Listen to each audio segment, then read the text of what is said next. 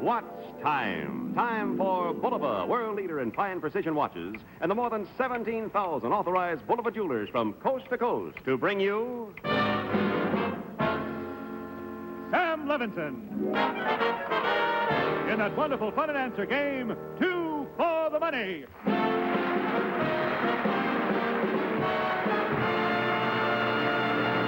And here's the star of our show, America's favorite family humorist, Sam Levenson.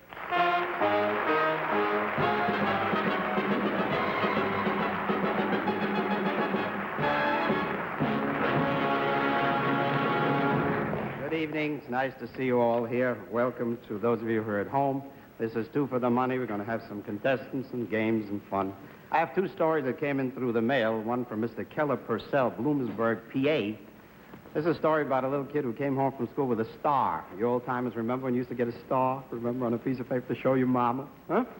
This kid was a big surprise to the family because he didn't get stars. He walked in and said, I got a star.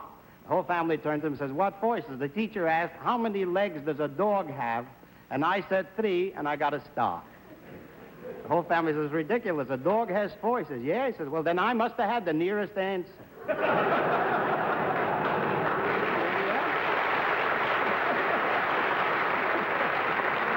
Got one more for you. This is from Mr. Thomas Gregg in Lima, Ohio, or maybe they call it Lima, Ohio.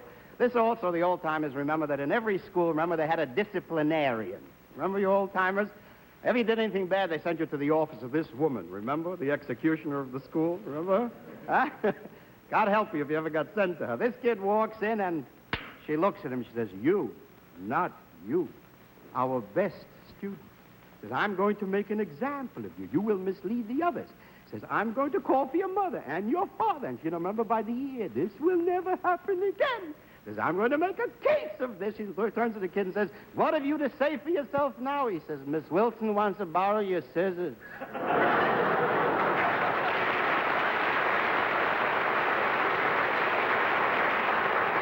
We're almost ready now to play 2 for the money, but here's a word from Boulevard.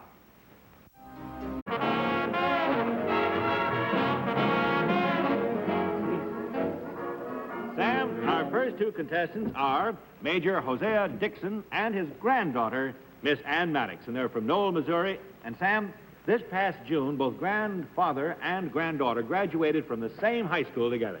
Well, isn't that a nice introduction? Major Hosea Dixon and Ann Maddox, and you both graduated from high school. That's unusual. And here's the perfect graduation present. Fits right in. The lifetime gift. This is for you, Ann, the beautiful Boulevard American girl. Will you take that, Ann? Beautiful. And for Grandpa here, a lifetime gift, the new Boulevard 23, a perfect graduation present. What is this? Did you just graduated from high school? How old are you, Major? I'm 62, Sam. 62? 62. You just got out of high school? Right. Gee, some teacher must have had a grudge against him, huh? Oh, my goodness. That happens sometimes. I had a teacher who said I would come to no good. Remember the teacher who turned to me, she said, you are going to end up penniless and friendless. And I did. I became a school teacher. Real prediction. But what's the real story behind your graduating?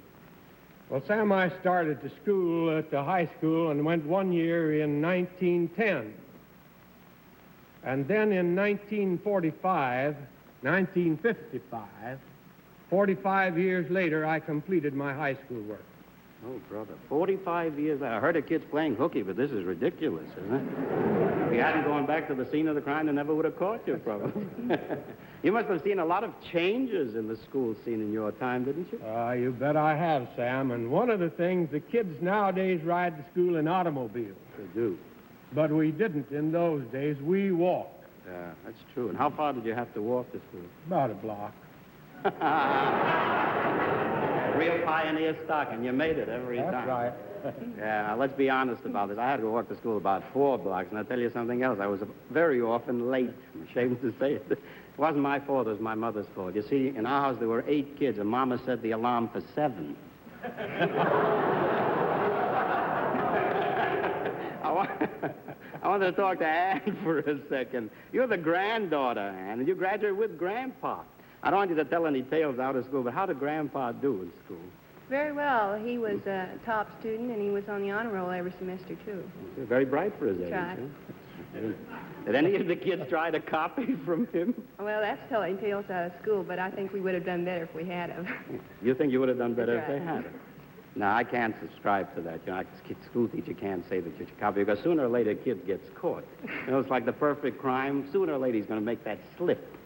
I've seen it. We had a kid who complained that the kid next to him got 90 on the exam, and he happened to have the same answers. He didn't copy. He just happens to know that he had this. Why is it the other kid got 90 and he got a 0? The teacher told him the other kid answered 9 questions. When it came to the 10th, he put down, I don't know the answer. And this kid put down, me neither.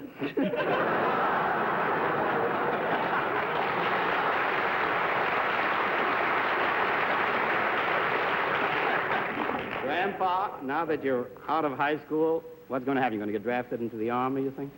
Well, hardly, Sam.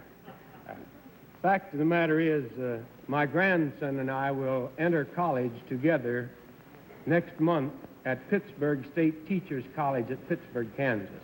And you're going to be a teacher. That's right. I hope to complete the course in 3 years, and then, well, perhaps I'll have about 5 years left to teach.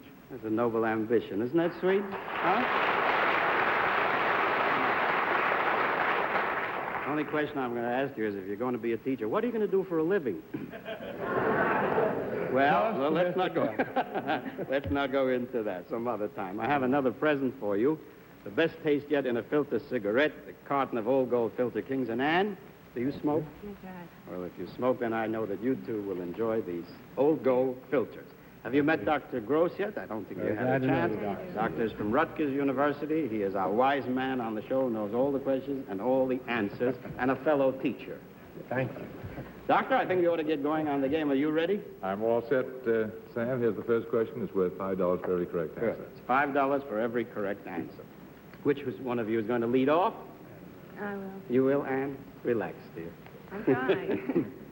When the bell sounds, the one who starts, that's you, Ann, gives the first name of a current federal office holder, like Richard. The other must then give his last name, Nixon. Ready? Go. Richard. Nixon, Dwight. Eisenhower, Stewart. Simonton, Ezra. Benson, Charles. Wilson. Well, that's very good. Ken, what did it add up to? You had 10 correct answers at $5 each. So in the next round, every correct answer will be worth $50.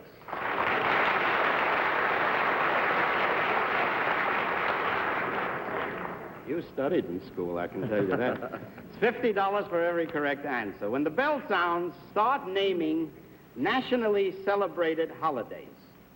Just make sure that each one you name comes later in the year than the one named before. So it might be a good idea to start with New Year's. Ready? New Year's. Washington's birthday. 4th of July. Labor Day. Thanksgiving. Christmas. We can't go much farther than that, can we? We're back to New Year's again. Ken, how did we do? We had 6 correct answers at $50 each. So in the final round, every correct answer will be worth $300.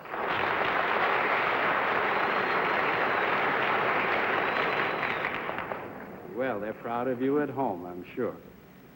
$300 for every correct answer. When the bell sounds, name as many as you can of the 20 capital cities of the Latin American nations, like Lima, Peru. These cities only. 20 capital cities of the Latin American nations. Ready? Go. Lima. Peru. No, you name another one, not the country, but... Buenos Aires. That's right. We'll go on from there. Ready? Proceed. Lima. No. All right, we'll start over again. All right, we'll start We'll all get this over. clock going right. All right. Ready? Lima. Lima. Buenos Aires.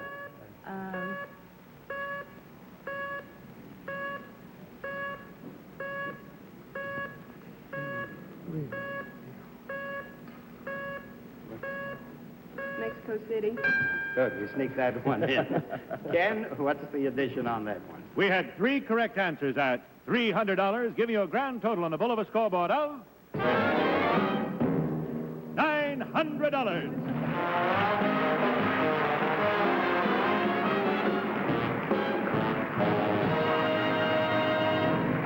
And who's next to play two for the money? And two charming gentlemen next. First of all, Mr. Niccolo Moscona, who is a star basso of the Metropolitan Opera Company, and Mr. Gilbert Merrill, who gives unusual demonstrations in science at the Museum of Science in Boston. Welcome, gentlemen. Two very interesting records. For Senor Nicola Nicola. Moscona, the Handsome Boulevard 23, waterproof and self-winding. Oh, that's for beautiful. you. That is beautiful. Thank you. What a voice. And Gilbert Merrill, for you, a Handsome Boulevard 23, shock-resistant and self-winding. It just winds as you wiggle your wrist. It's wonderful. Signor Moscona, I guess they call you. You are with the Metropolitan Opera Company. And how long have you been with them? 20 years. 20 years. Isn't that wonderful? What a prestige position that is. What is this? I'm an opera lover. I think somebody may have snitched on me. I'm a long hair, basically. In fact, I went to the opera when I was about 6 years of age on passes that a rich uncle gave us, you know. And Mama sent Papa and me so I'd get culture, you know. We were sitting, how many balconies do they have at the Met? 4. 4. I think I was in the 5th.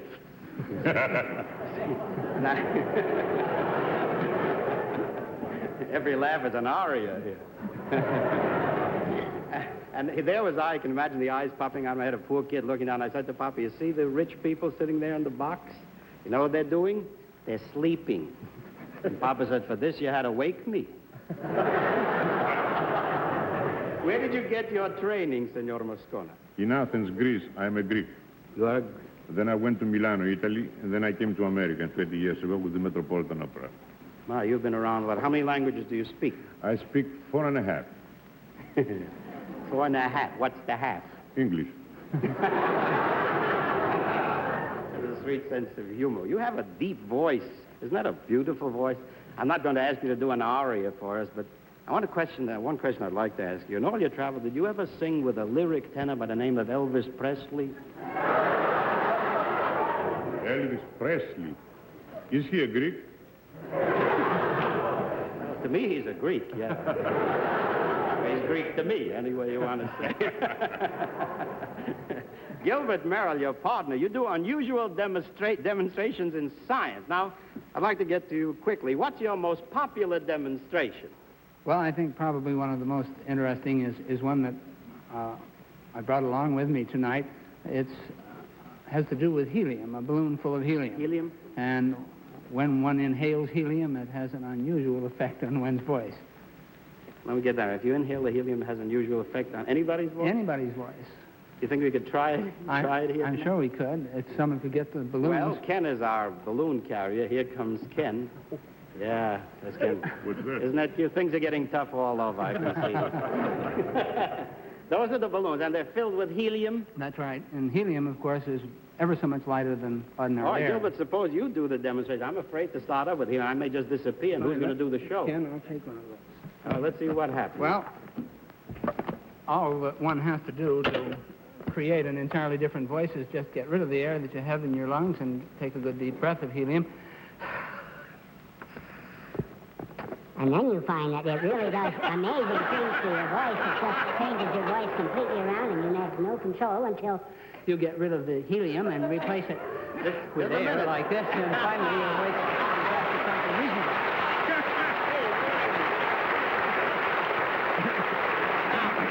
I'm afraid to ask this, but could this be done with anybody with Moscona, with his voice, too? I'm sure it'll have a good effect on you. Nicola, you want to try it? Effect, anyway. This I like to hear. Ooh. Okay, you open it. He's going to end up as a boy soprano. Something has got to happen. Oh, you opened it.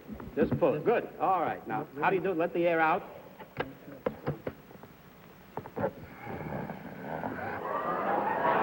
My baby, the boy was far again, but you got to be better for it than opera. I'm going to sing now. I'm going to... Hey, what happened to me? Isn't that wonderful? All right. The guy is scared. I got to do one, too, now. How do you untangle it? Just pull the... All right. What do you do? Let out all the air, and then you take a deep breath? Oh, yes, and make sure that it's open balloon. All right. Goodbye, everybody.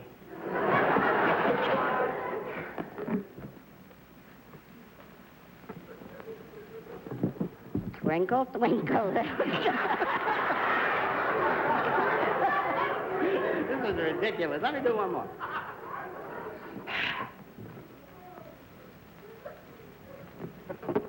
like to give you a copy. Doc, let's get the doc in on this quickly. Yes.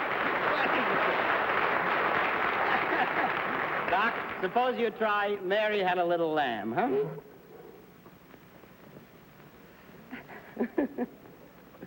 Better drink it all up.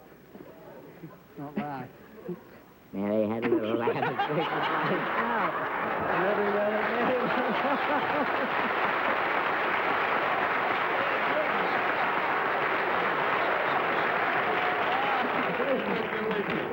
Before I forget, a carton of Old Gold filtered King's Feet. I said that in the wrong voice before. We better get on with the game. Can you talk, Doctor? I don't know. Oh, that was a delightful thing. Thank you very much, Mr. Merrill. Who's going to lead off in the game? You want to lead? All right. Very good. Our opera man. When the bell sounds, the one who starts names any month of the year. The other must then spell that month backwards. Ready? Go. March, H-C-R-A-M. April, L-I-R-P-A. May, Y-A-M. June, E-N-U-J. July, Y-L-U-J. August. S. All right. Ken, how did we do? You had 11 correct answers at $5 each. So in the next round, every correct answer will be worth $55.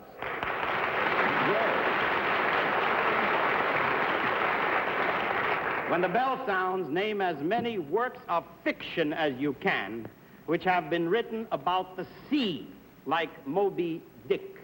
Ready? Go. Captain Hornblower, Moby Dick. Kodziki, Lieutenant Hornblower. James...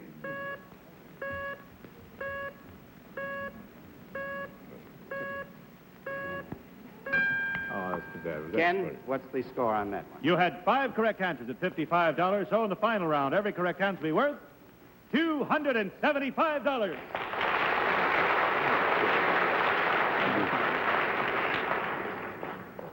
This is your third question, and it's $275 for every correct answer. There are 48 state governors.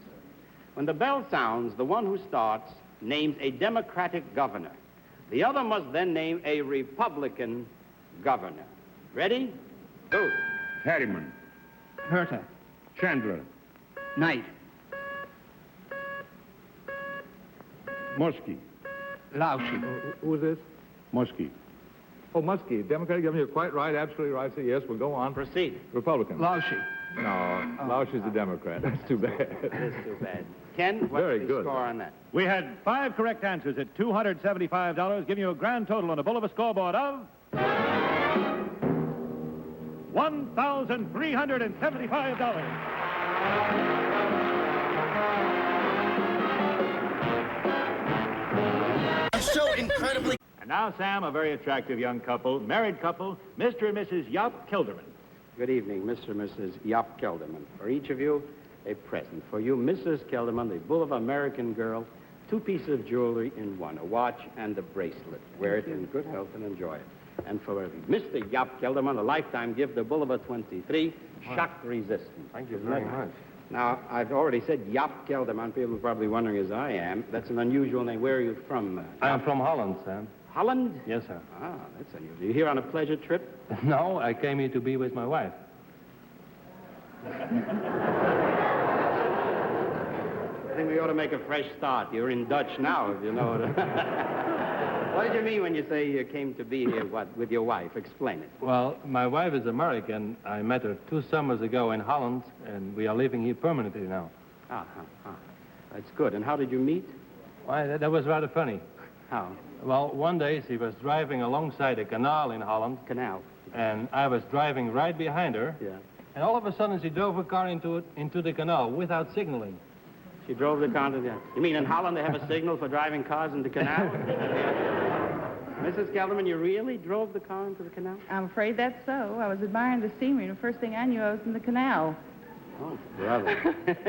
There's a temptation here, of course, to make jokes about women drivers, but that really isn't fair, because the statistics show that only 20% of automobile accidents are caused by women. Of course, that 20% kills off about 80% of the men. You know? What finally happened? Let's complete the romance. Now we'll give you a chance at the game. What finally happened to this strange Dutch ditch that we were talking about? Well, he pulled me out, and 2 weeks later we got married. Oh, brother, he didn't even have time to dry off. It's a real Flying Dutchman we've got here. Huh? You're a charming couple. I wish I had all night to talk to you. I want to give you your second gift, the carton of old gold filters, the perfect combination of filter and blend for Mrs. Kelderman and for Senor Kelderman. Are you ready to play the game? I think we ought to get going on it, right? Senor Doctor? All set, Sam, for $5 for every correct answer. I see you recovered from the balloons all More or less, right. I think. Who's going to lead off, Yap or Mrs. Kelderman? Guess I'd better. You bet. All right, relax. You'll do very well on this. When the bell sounds, the one who starts names any famous man-made structure, like the Taj Mahal. The other must then name the country where it is located. India. Don't repeat any country. Ready? Go. India. No, the other way around. You name the building. And then You name the building. You name the building, and he'll name the country. Ready? Let's go. Taj Mahal. India. Frank Lloyd Wright? No, name a building, not a Oh, building. building. You name the building. Oh, I see. Go on. The UN. United States. Empire State Building. No, you can't repeat. Can't repeat a country. I'll give you one more chance now. Come on. Name another building. Try another bit.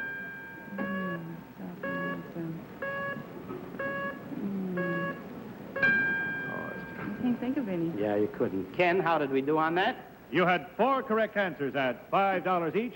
So in the next round, every correct answer will be worth $20.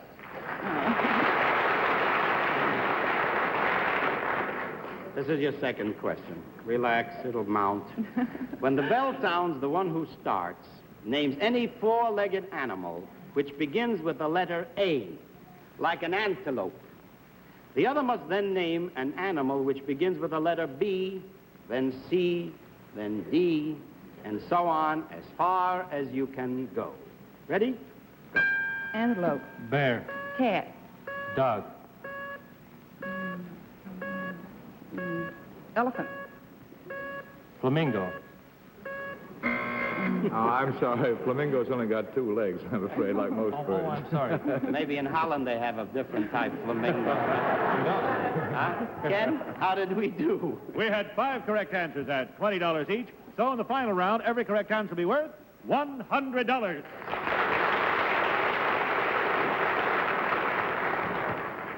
Your third question, and it's $100 for every correct answer. When the bell sounds, the one who starts names any country in the world, like Norway. The other must then name a famous author from that country. For example, Ibsen. Ready? Ibsen. Now, you name the country. You name the country, Oh. he'll name the author. Try again. Ready? England. England. Shakespeare. France. Anatole France. Norway. Ibsen. Holland. Pasen. Spain. Cervantes. Argentina. That was wonderful. Ken, what did that add up to? We had 11 correct answers at $100 each, giving you a grand total on the Boulevard scoreboard of $1,100.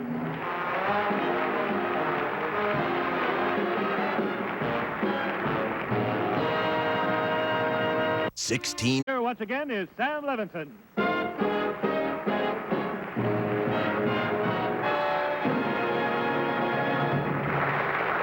hope you enjoyed the show. I think we had some of the sweetest contestants we've had in a long time. They're all very charming people, and it certainly comes through when they are. I'd like to recommend to you the September issue of TV Radio Mirror, which has a very nice story about the show and myself. If it's on your stands, grab it. Thank you all for looking in. Those of who are here tonight, thank you for coming in. See you all next week. Night.